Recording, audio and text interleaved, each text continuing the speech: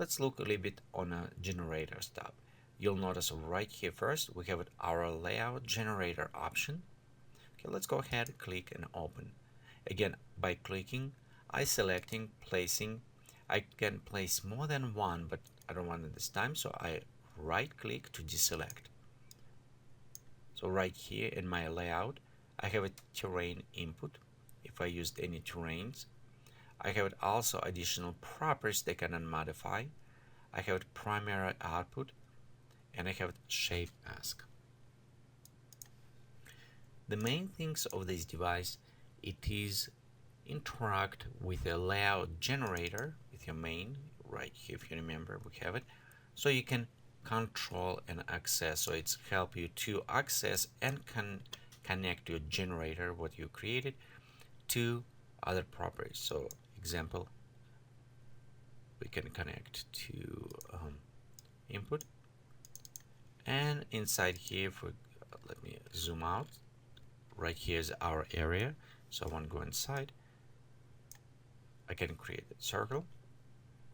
Okay, we'll go back, and right here you can notice our terrain now have a circle. It's what we create in layout generator.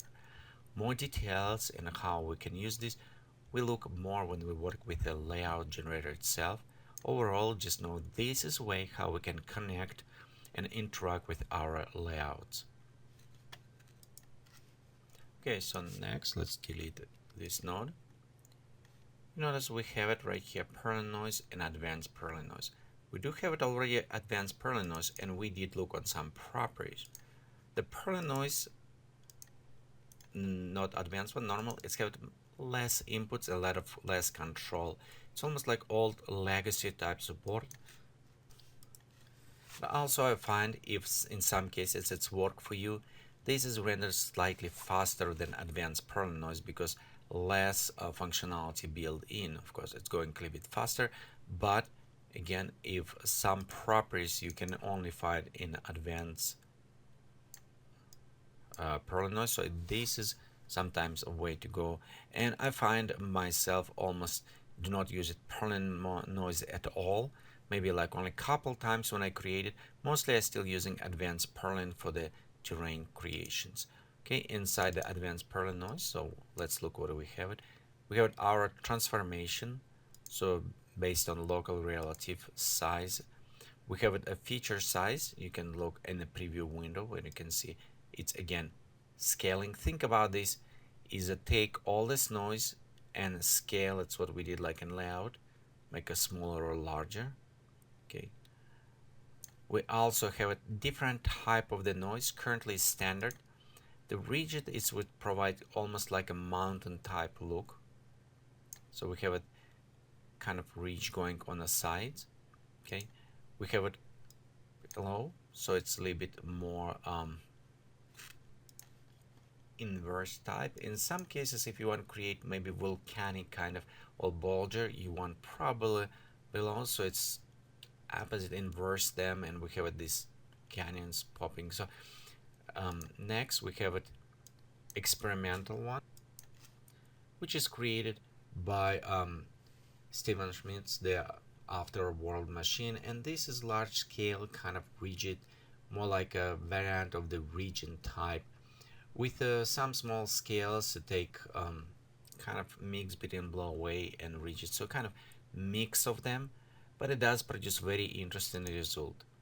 Okay, of course we have height based one, okay, which is similar to the standard, only increased height. Hybrid multifunctional that combine, and rigid multifunction. So it's a kind of combination of different preview of a noise type, and some of them produce better result than other ones.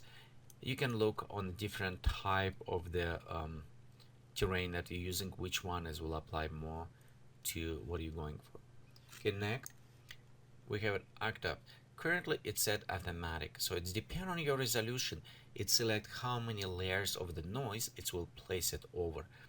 However, you can always override by adjusting. So right here you can see we have it one noise. So 2, it's overlay right here, second noise.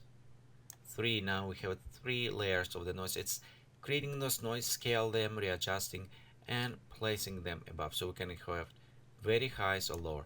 Mostly it's automatic. It's probably one of the best preset. But if you think it's too much, maybe you want to create dunes. Sometimes maybe you want to control it and bring them slightly down. Will also work better if you work for the ice creation.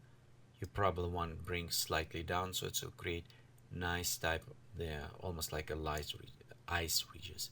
Okay, the presence is controlled degree to each string of each layer noise is applied and reduced, so you can kind of preview how much we can apply of those noises. Okay, offset is the term what elevation the fractal behavior begins to change, and also gain is overall another kind of multifractal parameter. They control relative strings of details. So again, currently increasing, and between presence you can see kind of adjusting a little bit offset. We can bring it down. So between this we can modify how much of the details, high and low details we wanted, offset of them, and as well how gain we want, how bigger. Okay, you also can preload it yours presets if you have it any. You can default the phase, and in options you can use it stabilize noise. You can enable distortion input if you have it, and you can modify the random seed. Random seed is a number that if you remember something you can type in, so it will accept the. In some case, what I find out for me when I created some noise and I like how random, so I write down the number so I can reuse it.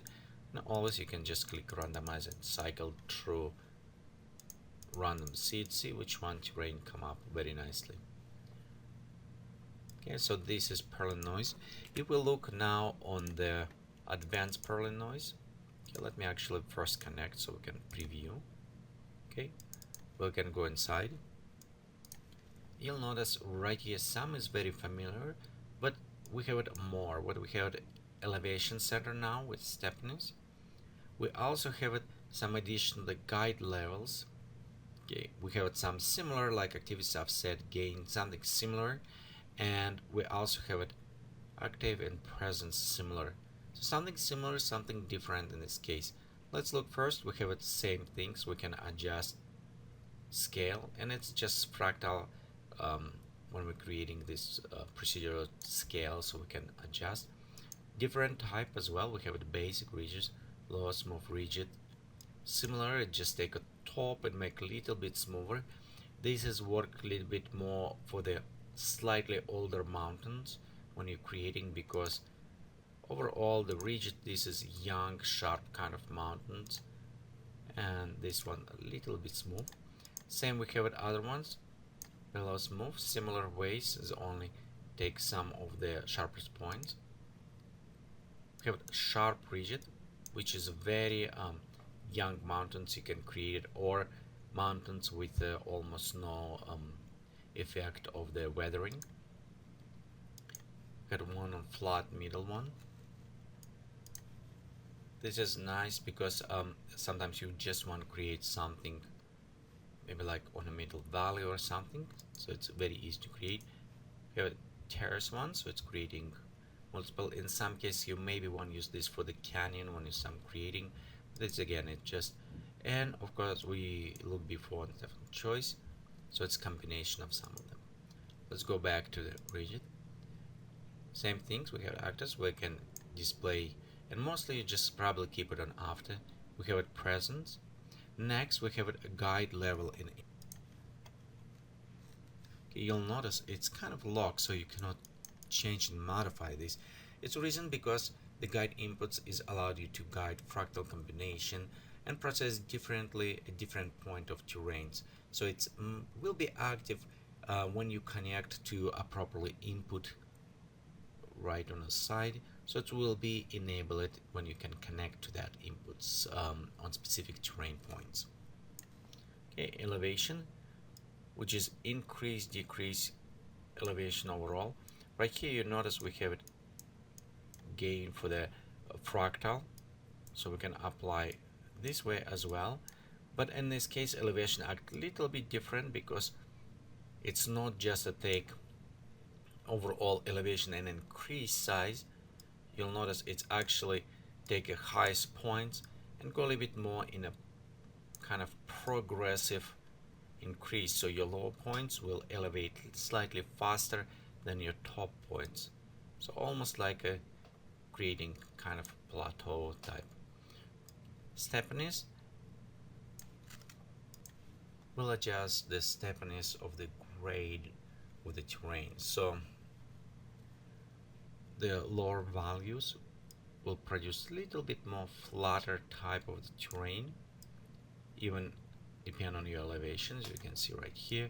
And of course, the higher will create more stiffness, kind of higher points and flat. So let's say this is create, if you look on a contrast type and imagine this map as a black and white, high and low, this is creating a little bit more contrast between those points if you work with Photoshop. So kind of maybe help you to imagine what this does.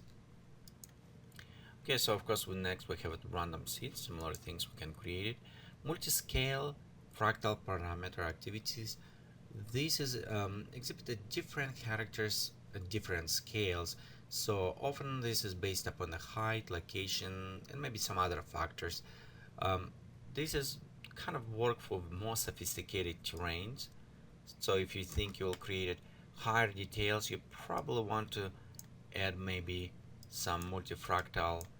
And again, remember right here we have the actives, it's different fractals, so layers, it's how they interact and which one will take it, creating smaller details or larger like rocks details as well.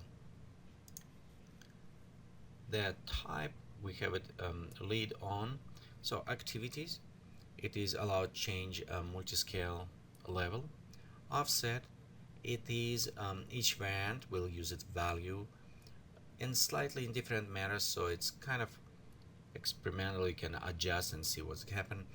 The gain is another parameter that overall increase of details versus smooth regions, so kind of pop up a little bit more flatter, or you can see a little bit more details this way. Lead in level, it is allowed to ensure the first of several octaves when you create a noise is not affected or unaffected by multi-scale behavior. So you can kind of specify which, you remember when we create those octaves, think about octaves as a different type of the noise level, which put it over and over and over. The lead-in level tell how many of those octaves will start affecting or unaffected. So we can select and says, hey, let's affect all or just skip some of the first ones. Okay, next type, signal level. This is use a different combination mode between those layers. So in some, think about, we have layers, like in Photoshop, you have a different layers, and you have a screen layer, you have an overlay, different type, how layers interact. So this is layers where we define. This is we define how those layers interact, and this is we define type of interactions. So we can like signal level, first ones, it is multi-scale. The character depend on the string of the currently noise, so the higher we'll have it. Elevations, next one. This one is a multi-scale, also character varies depend on elevations of the current points. The by signal, it's both extreme and current noise. The multi-scale, next, by elevation, it is kick and both extreme of elevations. And classical, it is used from previous version of the world machine. So this is new ones, you can kind of readjust and see it. And in some cases it's kind of hard to preview, and in this reason why you want to pro version, a little bit more expensive, but you can have it your 3D render window outside, so when you modify you can preview directly in a high resolution what's happening. Okay, so next you notice right here we have it a different presets we can load it, same things you can create, save what you created or save. We have a transformation based on a scale, and other options is very useful. It is allowed us to customize profile. So right now we have a rigid select. We can select and add additional. So let's go right here, we add basic, and you notice right I can select and combine those together. Of course we can apply a little bit string and see how they applied. Below again, remember it's opposite, so we probably want to use it maybe flat on the middle, and we can apply this different type of the style, like over layers one over another one. We can add more to create more complex.